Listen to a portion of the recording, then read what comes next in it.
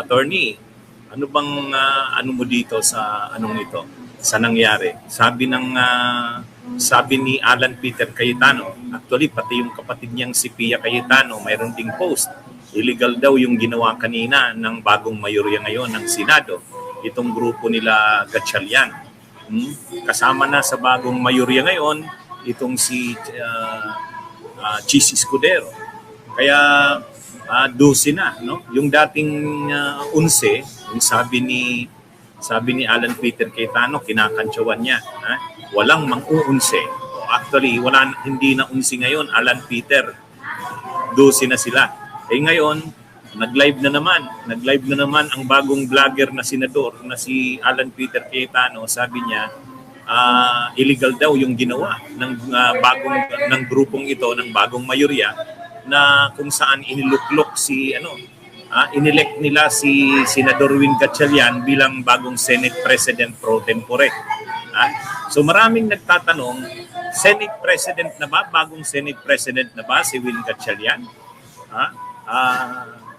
Legal ba talaga yung ginawa nitong bagong mayorya? Kasi sabi ni Alan Peter Cayetano, unconstitutional daw at illegal. Yun din ang sabi ni Pia Cayetano. Pero sa totoo lang, kung estudyante ko itong dalawang ito sa law, bagsak itong magkapatid na Cayetano. Bagsak ito, mga kabunyog, itong dalawang itong Cayetano.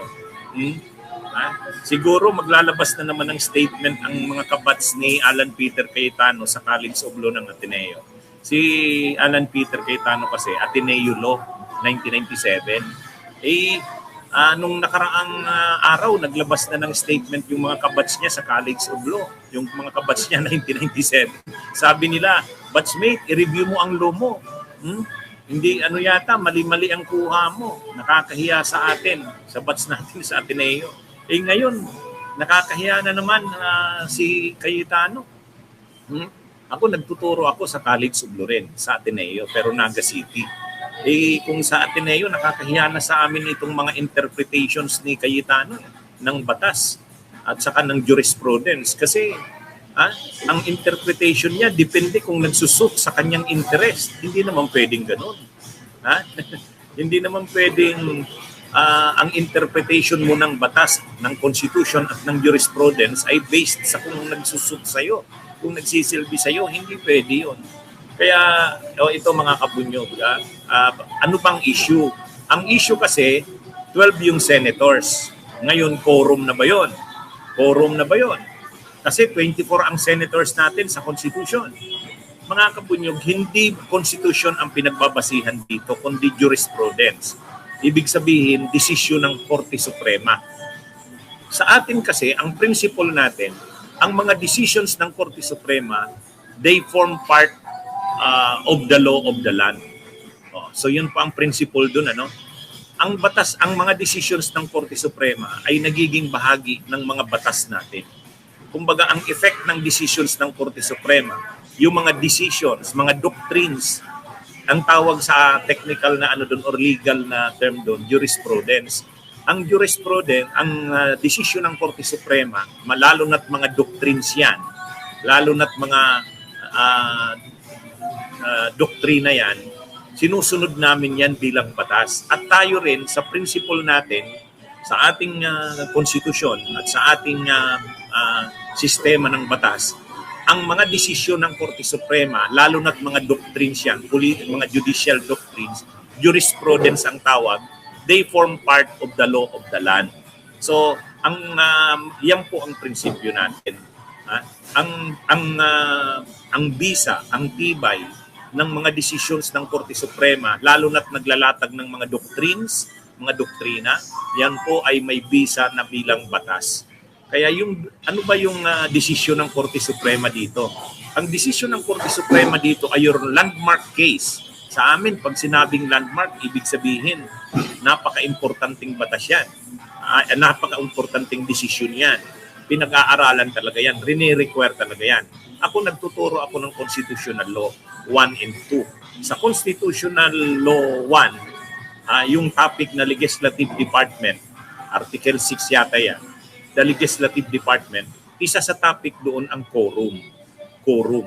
Ngayon, sa usapin ng quorum, ang ina-assign namin, isa sa mga ina-assign namin na landmark case ay itong Abilino versus Cuenco. O yan ha, mga kabunyog, Abilino versus Cuenco.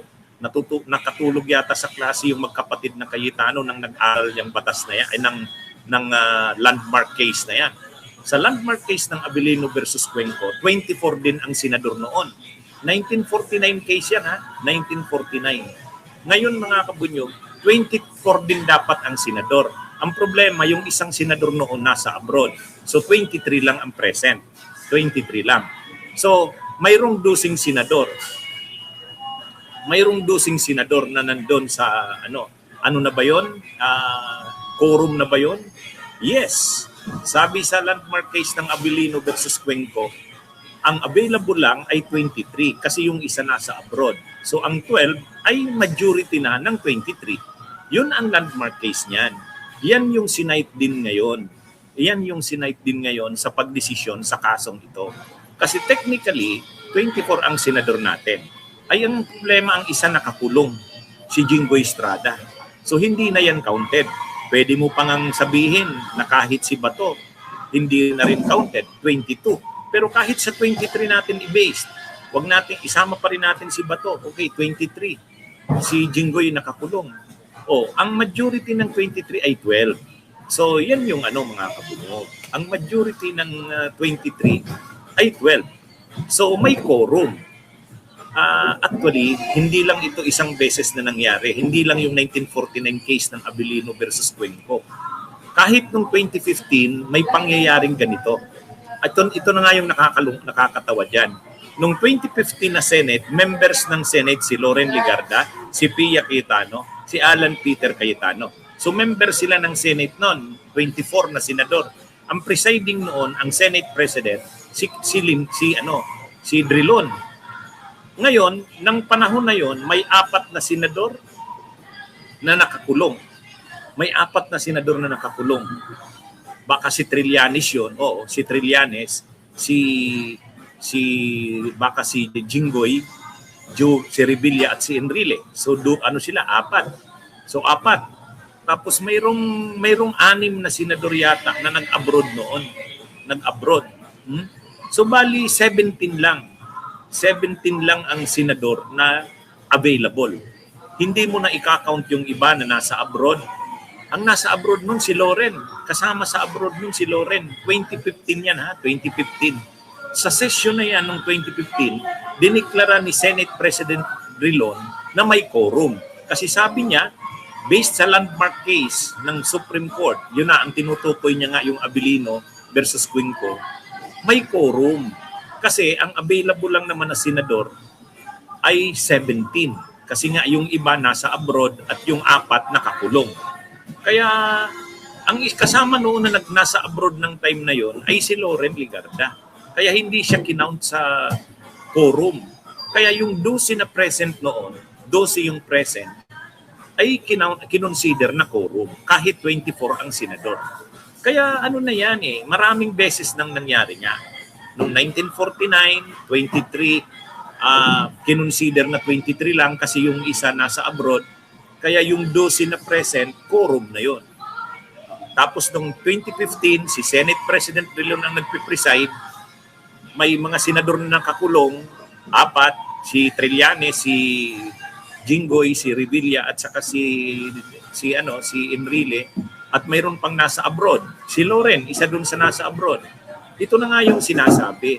Bakit nung time na yon hindi question ni Alan Peter Cayetano ang quorum? Bakit hindi question ni Pia Cayetano? Bakit hindi question nila Loren Legarda? Mga nasa Senado sila noon, nung 2015. Kaya, mga kabunyog, mga kababayan, yan yung dito. Kaya, sa mga landmark cases na yan, malinaw na ang basis ng quorum ay yung available. Ibig sabihin, sino lang ba talaga ang pipwede? Bakit mo naman ibibilang yung nakakulong? Pag ibinilang mo yung nakakulong, hindi ka na, sa kayong mga nasa abroad. Ito na nga isang halimbawa.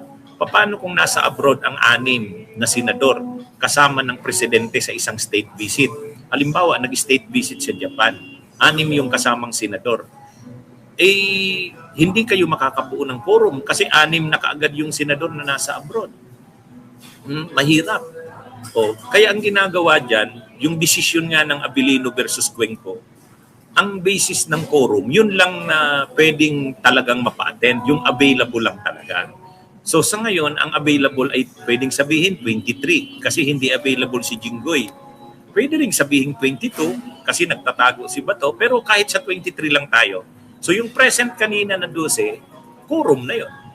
Yung present kanina na 12, quorum na yon. At kapag may quorum, pwede nang mag-transact ng business.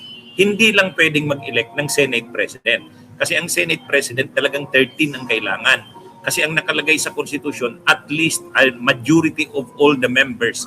Of all the members. So sa pag sinabing majority of all the members is 13 ang pinakabababa. Kasi of all the members. Kaya ano ito mga kabunyog, hindi pwedeng mag-elect ng Senate President. Kaya hindi na-elect si Win Gatchalian as Senate President. Ginawa lang siyang Senate President pro tempore. Ngayon, Senate President pa ba si Cayetano? Hindi na.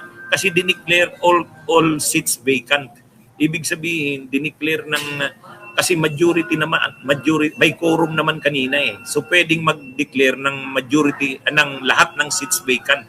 Pag sinabing declared na all seats vacant including the Senate President vacant. Kaya lang hindi sila pwedeng magpalit ng Senate President kasi hindi sila 13. Yun yung pagkakaiba kanina. So ganito mga kabunyog.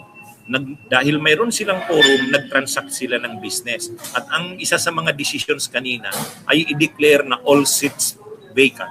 All positions vacant. Hindi, all positions. Sorry, hindi all seats. All positions vacant. So, pag all positions vacant, kahit yung sa Senate President ay vacant. Yung Senate President pro tempore ay vacant. Kaya hindi na Senate President si Cayetano kasi dineclare ng vacant. Pero hindi pwedeng palitan ang Senate President kasi kulang, kailangan 13. Pero yung Senate President pro tempore pwede kasi hindi naman kailangan ang at least 13. Kailangan lang majority ng quorum. So, kaya kanina, ang na-elect lang kanina ay Senate President pro tempore. Pero bakante na ang Senate President kasi dineclare ng all seats ay all positions vacant. Pero hindi pa sila makaka-elect kasi kulang pa. So yan mga kabunyog mga kababayan. So ngayon, ang plano ni Cayetano, siya pa rin daw ang Senate President at maghihiring pa din daw bukas ang komite ng Blue Ribbon, pinapangunahan ni Pia Cayetano at ni Marcoleta. Ay magkakasubukan yan bukas. Kasi legally, technically, si Gatchalian na. Sila na yung bagong may majority eh. Matigas lang ang ulo ni Cayetano, kapito ko. Ay gulo talaga yung hanap niya niyan. Kasi ipipilit niya daw bukas eh. So abangan natin bukas mga kabunyog kung anong mangyayari talaga. Kasi ipipilit daw ni Cayetano eh. So yun, ay yan ang ano dyan. Talagang gulo ang hinahanap nito ni Cayetano. Bunyog, halikan na kasama ka. Bunyog, kapag buklod ay may pag-asa. Luzon, Visayas, Mindanao, isa ang pananaw. Sa bagong Pilipinas ang bunyog isisigaw. Bunyog.